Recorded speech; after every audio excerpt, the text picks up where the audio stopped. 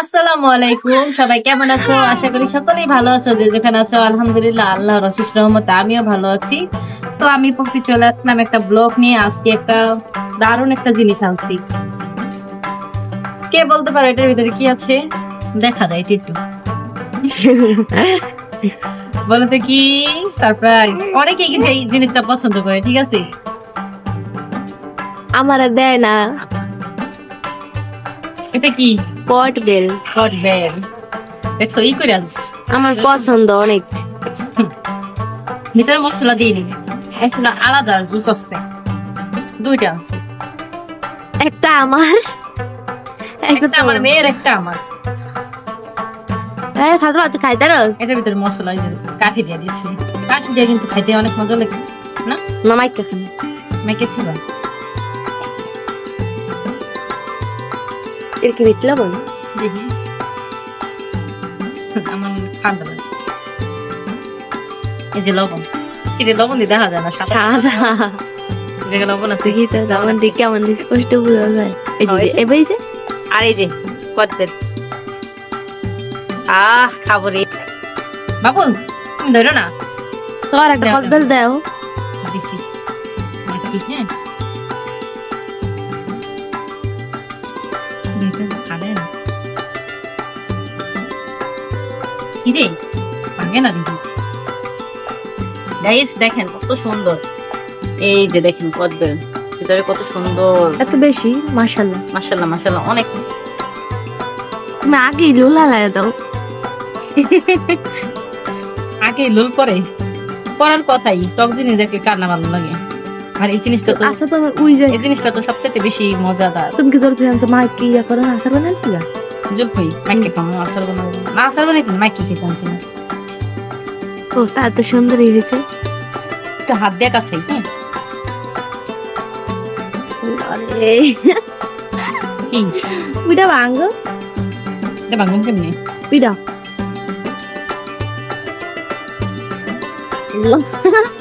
ওটা ভাঙ্গা যাবো কে? এটা ভাঙ্গে না। এটা পাকা বেশি, এটা পাকনা বেশি না? জ্ঞান ছুটছে। এটা জানি কেমন, কিন্তু এটা পরিষ্কার লাগে। এটা কেমন একটু ভিতরে? এটা মানে পাকনা বেশি। পাকনা বেশি। এটা কি গাছের গোড়া জানি এক পদের হে গোড়ার লাইন লাগে। এটি মানে গোড়াই, এটি মানে গোড়াই। বঞ্চরা গাছের গোড়ার লাইন লাগে। হতে পারে এটি গোড়া, এমন হতে পারে। এই দিবা আর কি দিমু? মরিচ দিমু? দেও নিয়ে গেলাম ঝাল করে আমি শুকনো। তো গাইস এই একটা কাঁচা মরিচ দিছি, আর এই জায়গায় আছে যা বিট লবণ আর এগুলা মরিচের শুদ্ধ যে লোকটা আমার দিছিল সেগুলা মিক্স করে দিছে। তো সবগুলা ডইল আজকে এটা মাইক্রো অর্ধেক ঢালাই দিছে। কে হালাইছে তো মাইয়ে কি বলছে? বেশি ওদের খালাই না, অল্প হালাইছে। বিট লবণ বেশি দিছে বেটায় আমাদের। বাটিটা ছোট হয়ে গেছে। গেলামে পেট ভরে যাচ্ছে গা। গেরান কে কে খাইবা আইসা পড়ো, কার কার পছন্দ করবেন। চাইলে খাইতে পারবো না।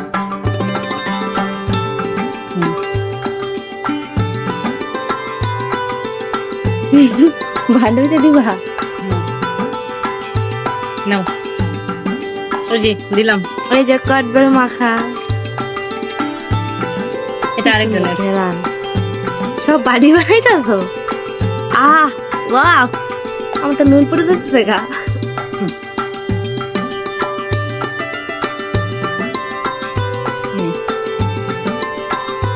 চারটা বাড়ি বানাইলে কেটে আমি মায়ের ভাবি। ও ঠিকই তো, সেই সাত এত সাত কেন? আমি পাগল হয়ে যাচ্ছি। এখন তো বাকি বাবু দেখাইতেছি ক্যামেরা উল্টা। ও তোমার সবাই তোকে বাবুর দেখাও। ক্যামেরা উল্টা ধরা।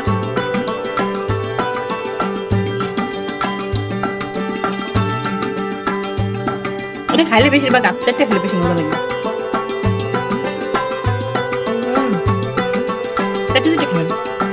কি স্বাদ রে। একসাথে আমার তুমি কম খাইছো, আমার বেশি দিছো। আমার বেশি দিছো। বেশি লম্বা দিয়ে দে না কে কে খাবা তাহলে একটা করে দিয়ে দিন মা খাইবা কাটবে। তো গাইস আমরা চলে আসছি রান্নাঘরে। এই যে পুলি পিঠা বানানোর জন্য গুঁড়ি করতেছে চালের গুঁড়ো, এগুলো 2 পদের চালের গুঁড়ো আছে, এখানে দুটো মিক্স করে এখন এটা ই করতেছে। আর আমাদের মিমটাকে অনেকে মিস করে, তো মিমটাকে দেখাই দিলাম। তো আমার মার এটা হয়ে গেছে, এখন এটা জোড়া দিবে, ঠান্ডা হলে তারপর এটা ডলবে, মানে একেবারে ঠান্ডাও করবে না, মোটামুটি করে ডইলা তারপর একটা ডো বানিয়ে নেবে। তো আমাদের এটা বানানো অলরেডি হয়ে গেছে, আমি এটা সেটা ভিডিওতে দেখাইনি। এদিকে পিঠা বানানোর জন্য চলে আসছি। নারকেলের পুর এই করছে, বানাইছে। তো নারকেলের পুরতে যে পিঠাটা বানাইছে দেখেন কীভাবে আমার মা অলরেডি বানানো শুরু করে দিচ্ছে। তো আমি এখন বসে পড়বো মার সাথে বানানোর জন্য। তো এই যে এরকম কেঁচে কাছে সাইড দিয়ে ডিজাইন দিয়ে এই পিঠাটা এইভাবে বানাই, ভিতরে পুর দিয়ে, ঠিক আছে। আর এই পিঠাটা এই যে পিঠাটা বানানোর জন্য আমার মা কীভাবে বানায় দেখেন, হাত দিয়ে দুদিকে করে তারপরে পুর দিয়ে এটার ভিতরে তারপর পিঠাটা বানায়। এই পিঠাটা কিন্তু আমার কাছে অনেক ভালো লাগে, বেশিরভাগ শীতের দিনে ভালো লাগে বেশি।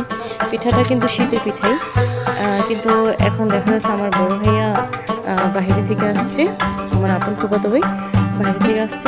তো মা ভাবছে যে ওরা তো বিদেশে চলে যাবে, এরকম ধরনের পিঠা তো সবসময় খেতে পারে না, আর ওরা তো দেখা যাচ্ছে এরকম সুযোগ সুবিধা পায়ও না। তো মা বলছে যে তো এরকম একটা পিঠা বানায় খাওয়া দিই, যাতে কোনো ই না থাকে। তো এই কারণে এরকম একটা সুন্দর একটা পিঠা বানানোর জন্য চলে এসেছি সন্ধ্যায়।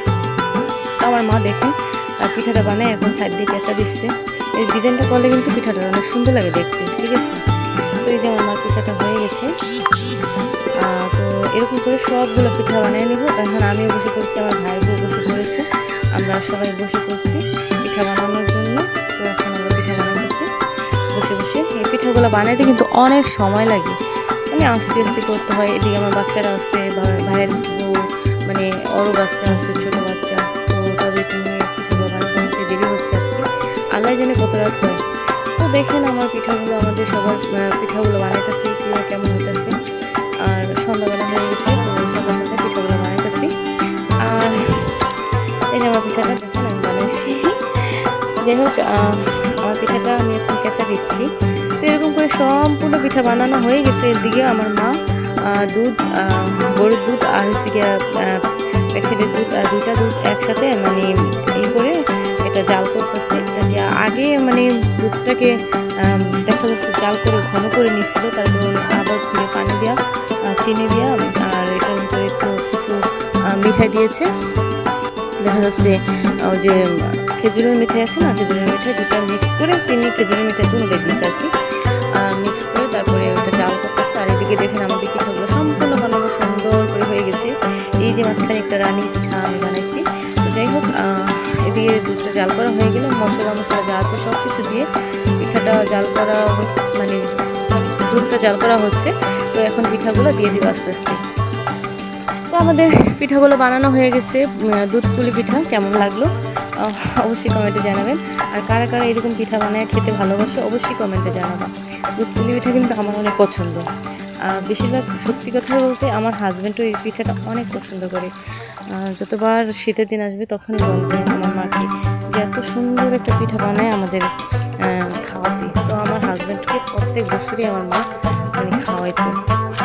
তো প্রত্যেক বছর বলতে সেটা তো জানি না, আমি 2.5 বছর সংসার করছি। 2.5 বছর সংসার জীবনে আমার আমি 2-3বার খাইছি এই পিঠাটা। তো অনেক মিস করতো এই পিঠাটা। আর এখন তো আল্লাহ কী করছে, দুঃখের কথা বলে আর লাভ নেই। যাই হোক দেখেন আমাদের পিঠাটা হয়ে গেছে অলরেডি। এখন আমার মা ছোটো ছোটো পাতিলের ভিতরে এগুলো বাইরে নিতেছে, যেটা আলাদা রেখে দিবে, কাউকে মেহমান আসবে, তো সেই মেহমানদের জন্য এটা আহ্বান করা হবে সেই কারণে। আর আমি একটা পিরিচ নিয়ে বসেছি, বলতেছি মারে আমাকে একটু দাও। তো এখন আমার একটু দিতেছে, আমি এটা খাবো। তো গাইস কেমন হচ্ছে অবশ্যই বলবেন। এই যে পিঠাটা নিয়ে বসে বলছি হাই, আমি এখন পিঠাটা খাবো।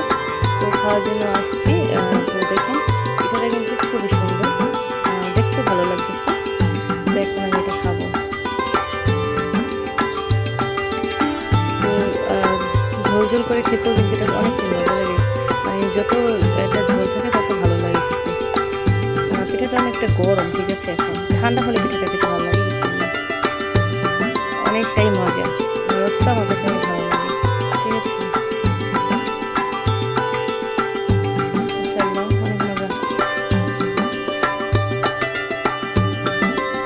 তো আমি খাচ্ছি, কার কার খেতে ইচ্ছে করে চলে আসো আমাদের বাড়িতে, সবাইকে দেওয়া হবে।